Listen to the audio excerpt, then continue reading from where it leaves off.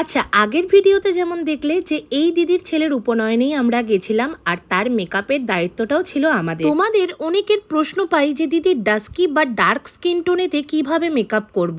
অনেক সময়তে হয়ে যায় কি যে এরকম ডার্ক বা ডাস্কি স্কিন টোনে মেকআপ করতে গেলে মেকআপ না হয় তার স্কিন টোনের সাথে ম্যাচ করে না। স্কিন টোন না ম্যাচ করার কারণেই কিন্তু মেকআপটা অ্যাশিও হয়ে যায়। সেক্ষেত্রে আমরা যখনই ফাউন্ডেশন ইউজ করব সেটা কিন্তু অবশ্যই স্কিন টোনের সাথে ম্যাচ করাতে হবে।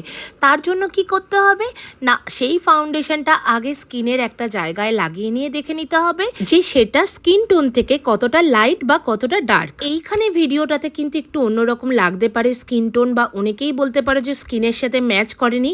অ্যাকচুয়ালি লাইটটা সেখানে ঠিকঠাক ছিল না, যার জন্য হয়তো একটু অন্যরকম লাগতে পারে, কিন্তু সামনাসামনি কিন্তু একদম স্কিন টোন ম্যাচ করেই আমি পুরো মেকআপটা করেছি। আমাদের নিউ ব্যাচের অ্যাডমিশন অলরেডি চলছে, স্ক্রিনে দেওয়া নাম্বারে কন্ট্যাক্ট করতে পারো তোমরা।